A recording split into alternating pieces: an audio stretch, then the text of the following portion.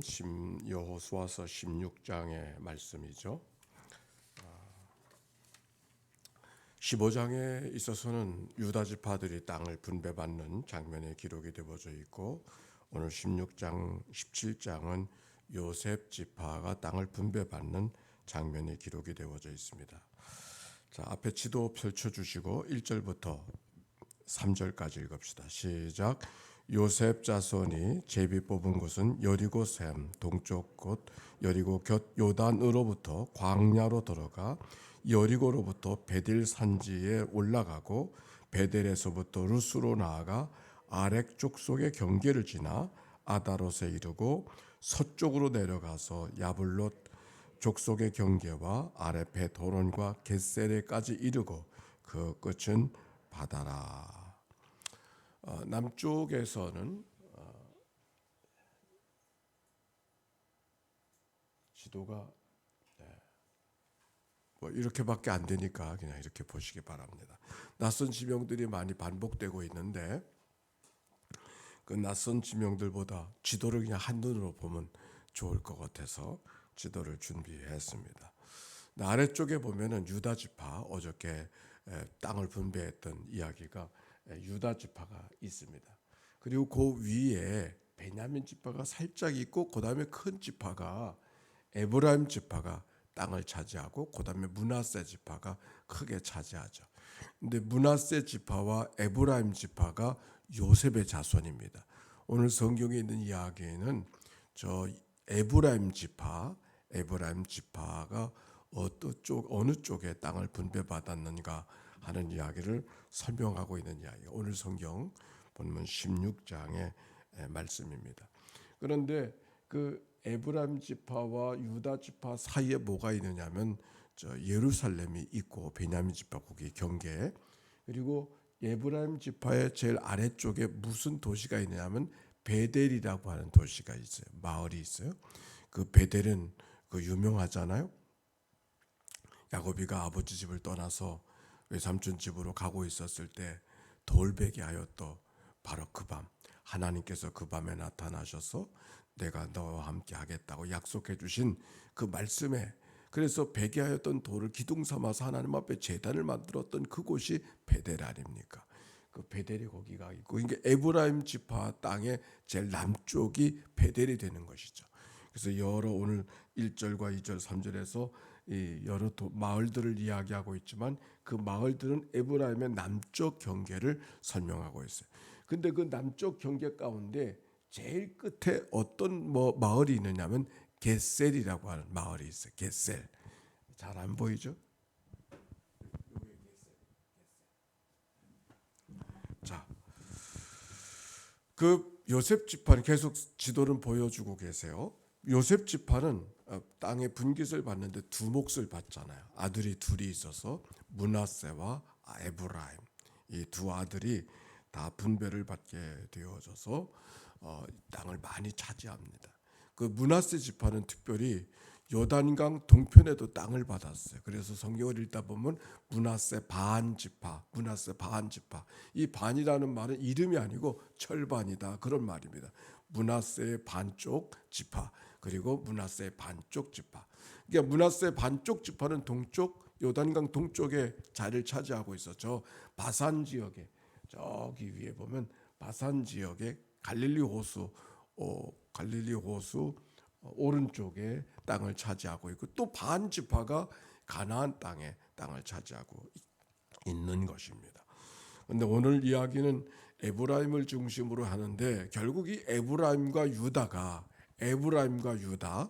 유다와 에브라임이 남과 북으로 이스라엘을 가르고 남과 북으로 갈라지고 있었을 때에 바로 남쪽은 유다 지파가 중심이 되어지고 북쪽은 에브라임 지파가 중심이 되어져서 결국 저 모양의 형태는 이스라엘 백성들의 남과 북의 나라를 전조적으로 보여주는 그림이다 볼 수 있습니다.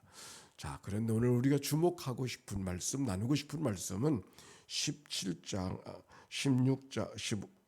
10절에 있는 말씀이에요. 우리 한번 읽어볼까요? 16장 10절에 있는 말씀. 시작. 그들이 겟셀에 거주하는 가나안 족속을 쫓아내지 아니하였으므로 가나안 족속이 오늘까지 에브라임 가운데 거주하며 노역하는 종이 되니라. 가나안 땅을 정복하고 지금 땅을 분배하는데 겟셀이라고 하는 땅, 저 겟셀은 분배는 받았지만 어떻게 했다 그랬어요? 거주하는 가나안 족속을 쫓아내지 아니하였으므로 가나안 족속이 오늘까지 에브라임과 더불어 거주하면서 에브라임 사람들에게 노역하는 종으로 살고 있었다. 그렇게 말하고 있는 거예요. 그런데 가나안 땅을 정복하라고 할 때 여러분 어떻게 하라고 했었습니까? 가나안 족속은 다 진멸하라 그랬죠. 그거는 미움에 대한 문제가 아니라 그들이 섬기는 신적인 문제 때문에 하나님만 하나님으로 섬기는 그런 신앙의 문화를 그들 가운데 접목하길 원해서 가나안 족속의 일들은 모양도 버리라고 짐승까지 죽이라고 그렇게 말씀했던 것을 우리가 말씀 속에 기억하고 있는데, 그런데 이 겟셀 지파 그들 가운데 함께 있었다 그런 말씀이 있어요. 그런데 이렇게 가나안 백성들 가운데 가나안 족속과 더불어 있었던 이야기가 그 앞에도 기록되어져 있어요. 우리 한번 다시 봅시다. 여호수아서 15장 63절. 15장 63절이에요. 맨 끝절이에요. 뭐 멀리 갈 거 없습니다. 같이 읽어볼까요? 시작. 예루살렘 주민 여부수 족속을 유다 족속이 쫓아내지 못하였으므로 여부수 족속이 오늘까지 유다 자손과 함께 예루살렘에 거주하니라 그랬어요. 15장에는 유다 족속이 땅을 분배받을 때에 바로 예루살렘 땅, 그때는 예루살렘이 아니고 여부수 족속이라는 가나안 족속이 있었는데 그 족속을 몰아내지 못하고 그냥 같이 있었다 그랬어요. 그러니까 가나안 땅을 분배를 받긴 받았어도 거기 있는 가나안 족속을 다 이겨버린 것은 아니죠. 다 죽인 것은 아니에요. 그런데 여기 성경 15장 63절의 말씀과 16장 10절의 말씀은 아주 중요한 차이가 있어요. 유다 지파에게는 여부수 족속이 있었고 여기 에브라임 지파 속에는 겟셀 사람들이 있었었는데 에브라임 사람의 태도와 유다 지파의 사람들의 태도가 같지 않아요. 어떻게 달라요? 네? 네, 종이 됐고 여부수 족속은 어떻게 됐어요? 백성으로 살았어요. 네, 더 중요한 차이가 있어요. 다시 한번 제가 볼게요. 15장 63절 예루살렘 여부수 족속을 유다 족속이 쫓아내지 못하였다. 16장 10절 겟셀에 거주하는 가나안 족속을 쫓아내지 아니했다. 같아요, 달라요? 아주 다르죠. 여부수 족속은 쫓아내고 싶어도 쫓아낼 수 없어서 거기 있었던 거예요. 예루살렘이 요새 중에 요새거든요. 그래서 결국 이때 이 여부수 족속을 언제 점령하게 되냐면 다윗이 점령을 하는 거예요. 원래 다윗이 왕이 될 때는 헤브론에서 왕이 되지 않습니까? 거기서 왕이 된 헤브론이 사울의 족속들과 더불어 전쟁을 하다가 결국 나중에 여부수 족속을 그때 물리치고 비로소 도읍을 옮기는 거죠. 개경에서 한양으로 도읍을 옮기듯이 예루살렘으로 도읍을 옮겨서 그게 예루살렘이 된 거거든. 그때까지 여부수 족속을 이겨내지 못했어요. 쫓아내지 못했어요. 그런데 여기 에브라임 족속은 그들이 겟셀에 거주하는 가나안 족속을 쫓아내지 아니하였다. 쫓아낼 수 있었어. 그런데 쫓아내지 않았어요. 왜 그랬을까요? 뭐 여러 가지 이유가 있었겠죠. 아니 그럼 뭐 다 이겨놓은 전쟁인데 굳이 죽어야 되는가? 뭐 그런 생각까지 있고 또 같이 있으면 저들이 우리 종로로 타는데 경제적으로도 좋고 뭐 이유가 있겠죠. 그런데 이거는 중요한 차이가 있는 거예요. 하나님께서 어떻게 하라고 그러셨어요? 하나님께서 어떻게 하라고? 결국 이 겟셀 족속들의 문제가 계속해서 이스라엘 백성들의 발목을 잡아서, 그게 바로 사사기의 역사거든요. 늘 저항하고 이스라엘 백성들을 괴롭게 만들고 했던 이야기들.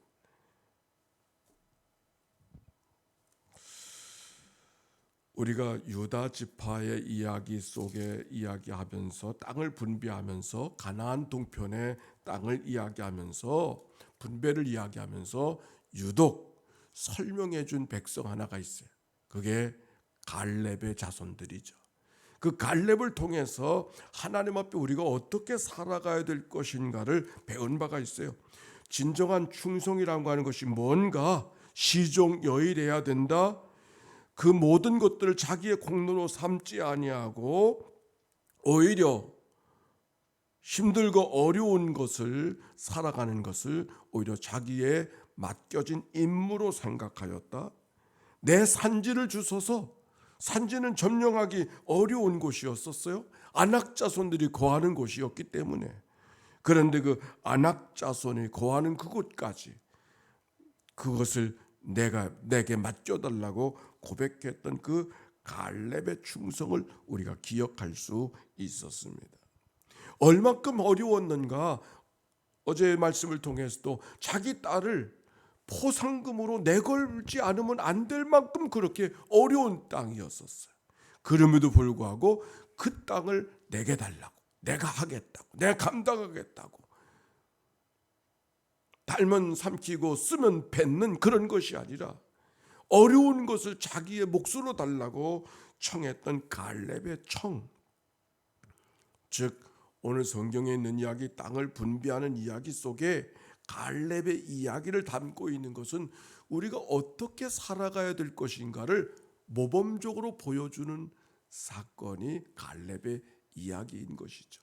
그 갈렙의 마음과 오늘 여기 에브라임 지파가 겟셀을 향해서 했던 모습은 아주 다르잖아요.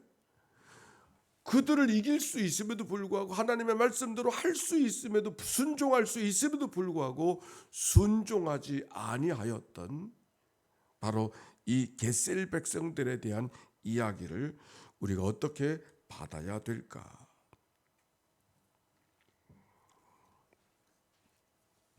그들이 겟셀에 거주하는 가나안 족속을 쫓아내지 아니하였으므로 할 수 있음에도 불구하고 하지 않았던 자기의 판단, 자기의 생각, 자기의 이론.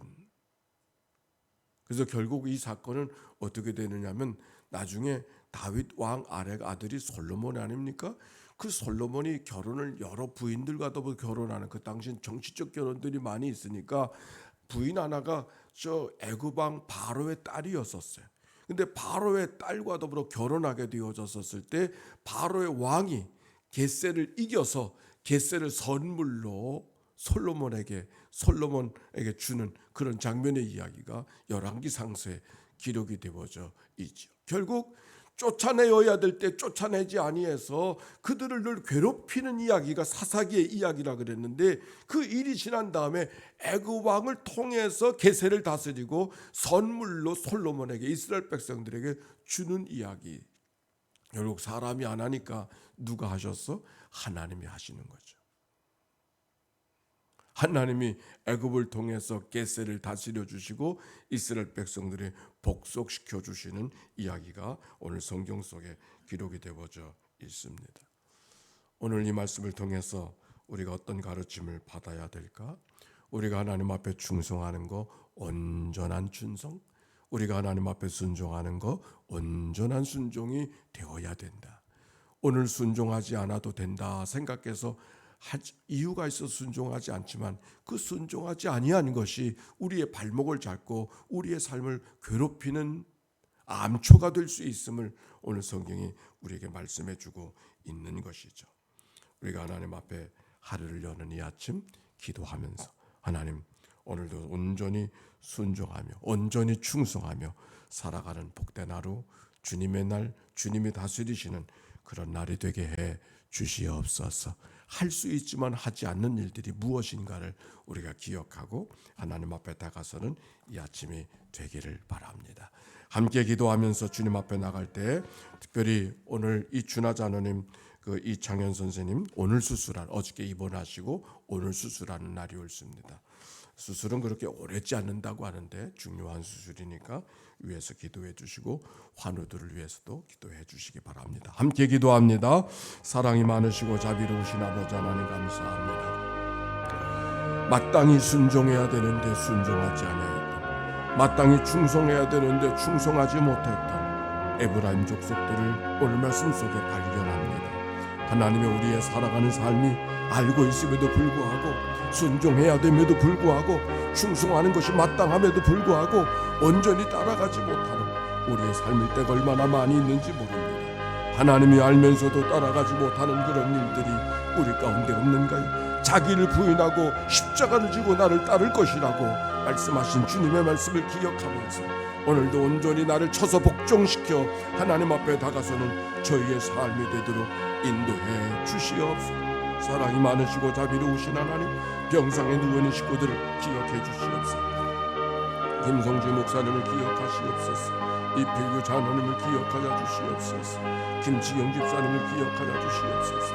강기자 성도를 기억하여 주시옵소서. 그들이 있는 자리마다 주님이 동행하여 주시옵시고 살리시고 일으켜 주신 하나님의 거룩한 은혜를, 하나님의 치유의 기쁨을 오늘도 경험하도록 도와주시기를 간절히 바라옵고도 원합니다. 특별히 장현 성도를 기억하여 주시옵소서. 오늘 고관절 수술을 받고 있는데 하나님 그의 두려운 마음들을 다 제하여 주시고 하나님이 내 편 되심을 기억하고 하나님의 능한 손으로 그의 환부한조를 어루만져 주시고 그의 몸을 대는 의사의 손길이 주님의 손길을 능히 대신하 수 있도록 축복하여 주시기를 주여 간절히 바라옵고도 원합니다. 하나님 아버지여, 요양원에 있는 믿음의 가족들을 기억해 주시옵소서. 오늘도 소생하는 아침이 되게 하시고 어느 곳에 있든지 하나님의 평강과 위로와 소망이 가득한 이 아침 되도록 축복해 주옵소서. 오늘도 귀한 예물 봉헌합니다. 작정한 예물을 드리고 있는 여종의 가미고를 기억하여 주시옵소서. 하나님, 저들이 간절한 소원을 갖고 주님 앞에 왔사오니 내가 내게 무엇을 하여 주기를 원하느냐? 내가 보기를 원합니다. 문제가 해결되기를 원합니다. 하나님의 다스림 속에 살기를 원합니다. 고백하는 저들의 삶이 하나님의 기쁨 되게 하시고 하나님 영광 되게 해주소서. 하나님의 거룩한 은혜 속에 살아가도록 이 하나를 붙잡아 주시옵소서. 간 데마다 보호하시고 위태함이 면하게 하시는 이 한날 되게 하여 주시옵소서. 부르짖어 간구하는 백성들에게 크고 비밀한 일을 보이라고 약속하여 주신 하나님의 은혜가 저들의 심령 온 권속 가운데 임하도록 축복해 주옵소서. 감사합니다. 찬양합니다. 인도하여 주시옵소서.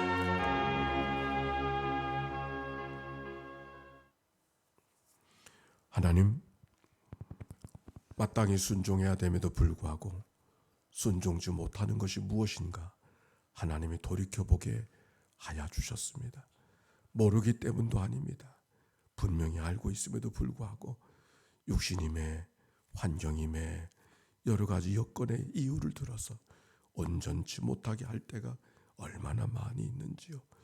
그것이 내 십자가요, 그것이 내 사명이요, 그것이 하나님의 사랑 안에 붙들려 가야 될 우리의 모습인 것을 돌이키며 오늘 나를 쳐서 복종시키는 복된 하루 되게 하옵소서. 드려진 예물을 축복해 주시기를 원하며 구주 예수님의 이름으로 기도하옵나이다. 아멘. 이제는 성부, 성자, 성령 삼일체 하나님의 크신 은혜와 사랑과 역사가 이제와 같이 영원히 함께해 주시기를 축원하옵나이다. 아멘.